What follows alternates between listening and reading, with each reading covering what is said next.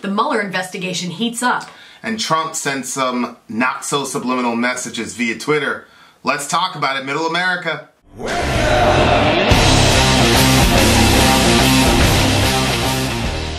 Okay, so this is something I've been tracking with great interest and ire, to be honest with you. The Mueller investigation is about whether or not Trump participated with Russia to, as Rachel Maddow said, a military attack against our democracy, which in real life comes out to be a bunch of bots on Facebook and Twitter. Okay. I'm serious. A bunch of bots on Facebook and Twitter that were publishing news articles and things of that nature to influence people to vote for Trump over Hillary. And so that Ms. Maddow calls a military assault on our nation. Oh my gosh. And so there was so this guy Robert Mueller is doing this special investigation and all that, whether or not Trump had any part in it. Mm-hmm. And long story short, a bunch of folks from Trump's inner circle testified to Congress. No, we didn't have anything to do with that. Yes, we did do something with Moscow, but that stopped in January. And then, after we officially started running for president, we weren't doing any of that. Okay. Well, Michael Cohen was Trump's lawyer in his inner circle, recently flipped like a couple days ago. Oh no. Yeah, and testified that actually we were working with the Moscow project all the way till do that? I thought June. As a lawyer, you couldn't do that. What do you mean? Well, you said it was his lawyer, right? It was his lawyer. Well, yeah, attorney-client privilege, but he wasn't functioning as his lawyer. He was also functioning as a business partner and all the rest of it. Yikes. Plus, if you said I murdered somebody or something like that, they're running an investigation. Yeah.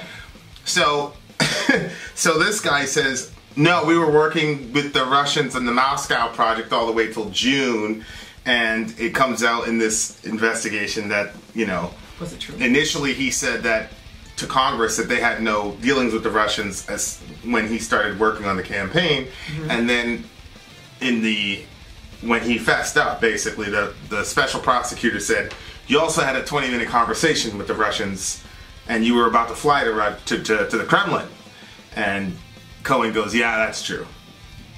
So that recently came out. So the leftists this is this major bombshell that's gonna put Trump in, serious hot water.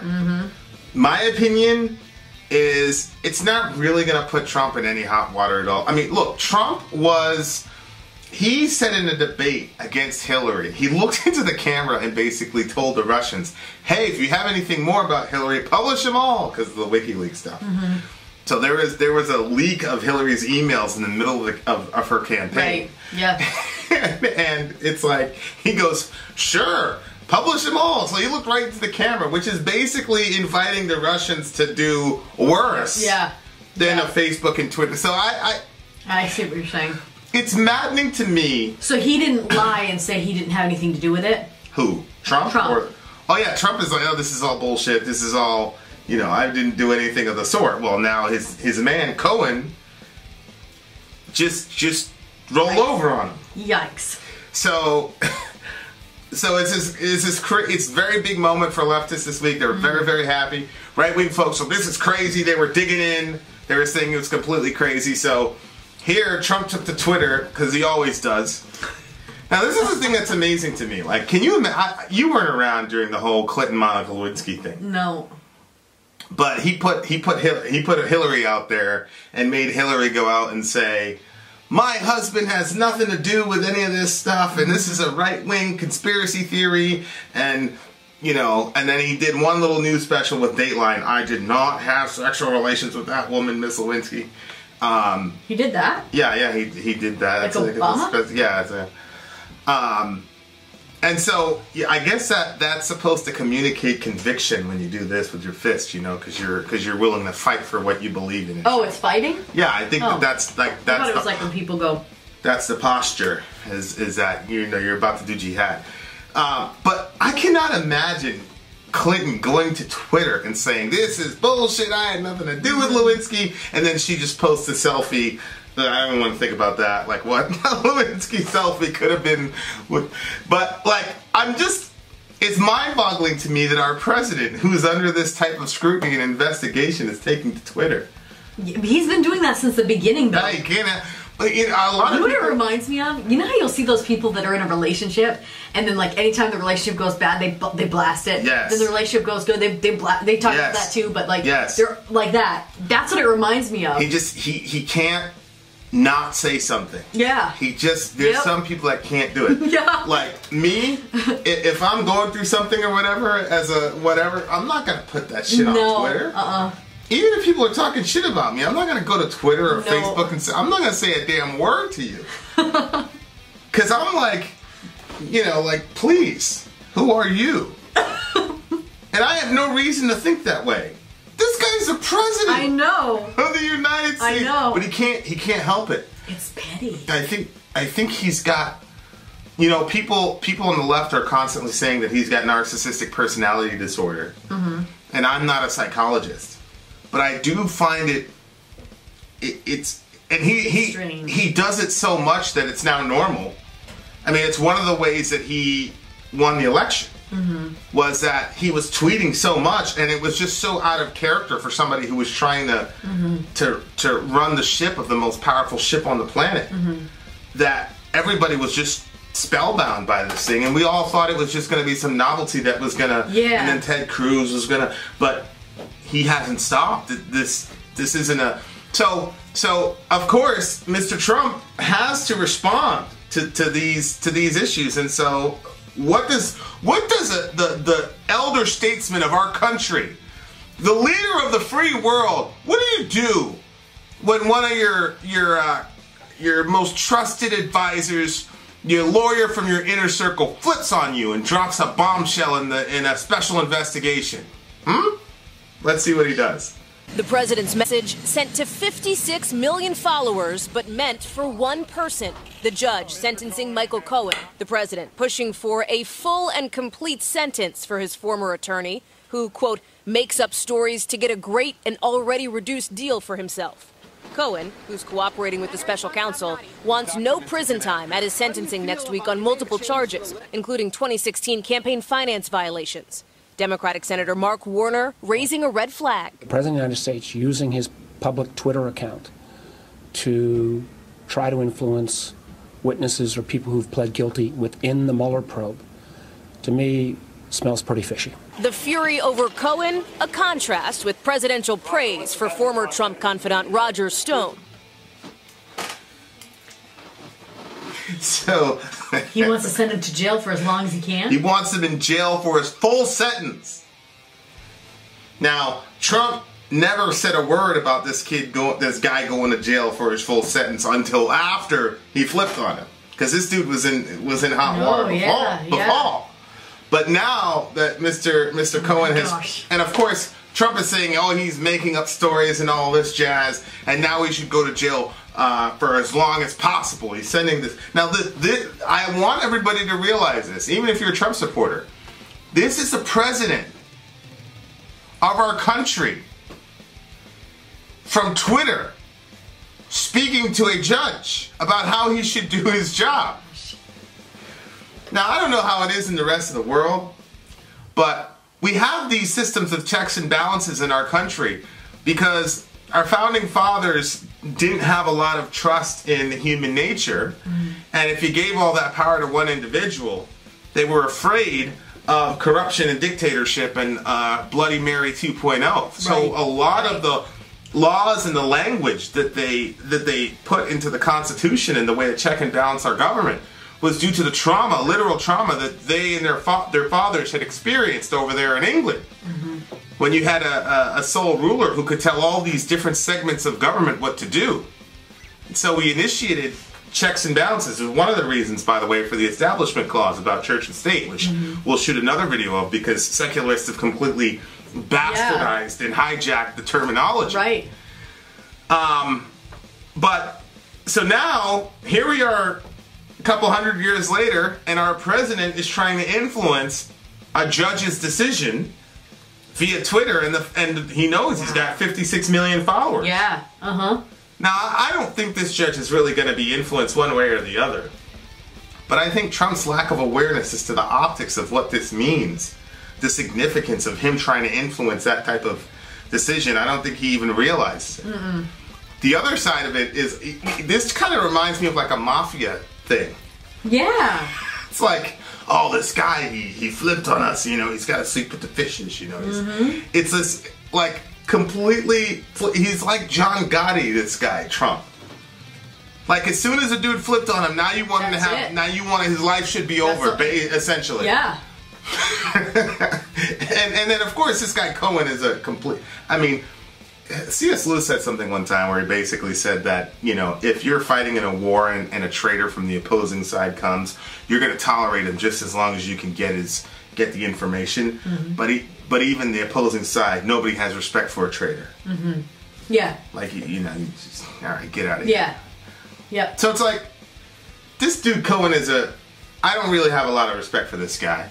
Everything, you know, he's just about saving his own skin, and now he wants complete immunity, and he doesn't want to be held accountable at all for any of the lies that he spoke to Congress, if he spoke lies, because Trump is saying that this guy is making stories up. I don't know what motivation Mr. Cohen would have to come forward with this. Like, this is, so Trump is throwing this out that this dude is lying, but like, why would he do that? What does he gain? What does he benefit? What does he stand to benefit from lying about this? I mean, wouldn't he benefit more by towing the party line and saying, no, I didn't have anything to do with it. No, we didn't. No, we didn't talk to them damn Russians. We didn't stop. We weren't talking to them at past January. I mean, if that were the truth, what does he have to gain by saying you were talking to him well into June? And then he had a 20-minute conversation and is about to fly out to the Kremlin. What does he have to gain, Mr. Trump? Could you explain that to me? No, Trump, I mean, he hasn't explained. All he's done is accuse this dude of lying.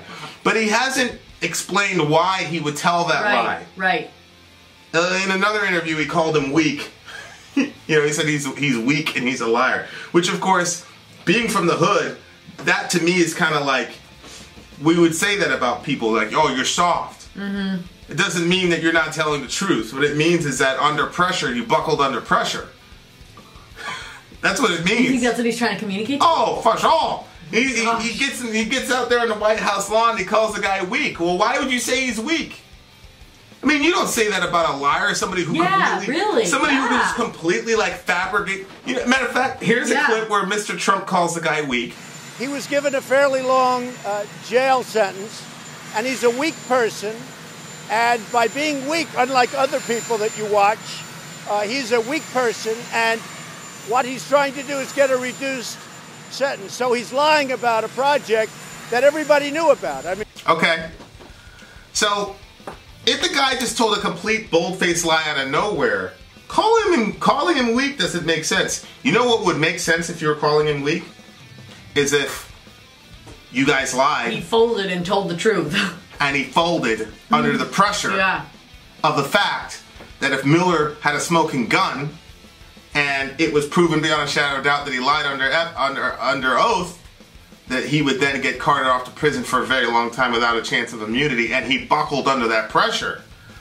Then, if you're in the mafia world or you're in the ghetto world, then you could call the guy weak or a snitch or a rat. Right. But if somebody's just making shit up out of whole cloth, out of thin air, you don't call him weak. Huh? I don't know, Mr. Trump. Sounds kind of fishy to me, bro. That sounds extremely fishy. Sounds kind of fishy.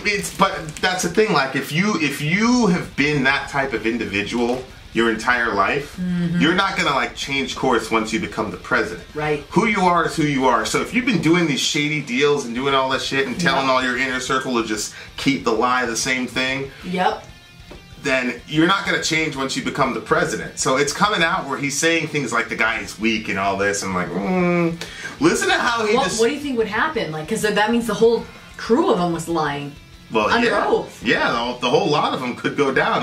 If Mueller has a smoking gun, the whole lot of them could go down. He could get impeached, the whole 9 yards. I don't think it's going to happen. No wonder Trump is too billionairely, you know, astute to be in that situation. But okay, so that's Cohen. Now listen to this guy. Listen to how Trump describes this guy who is basically refusing to testify. Go ahead.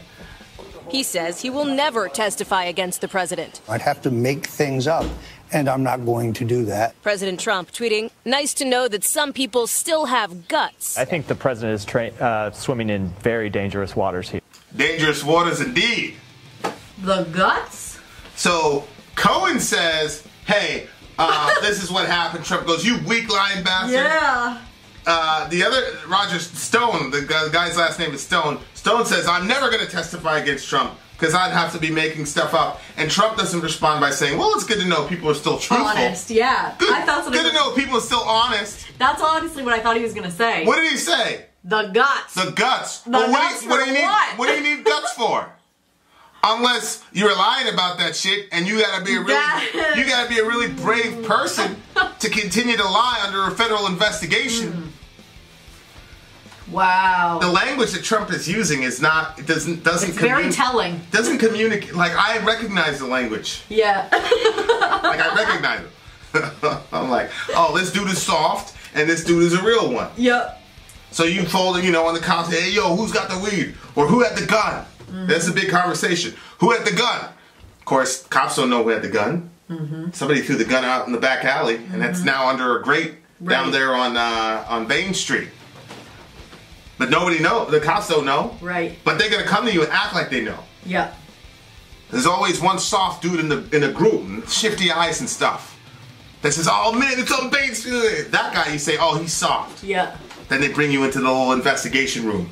And then you got one guy in room A and one guy in room B, and they say, your buddy Joey just told us that you had the gun. And the other guy goes, and then they both don't talk.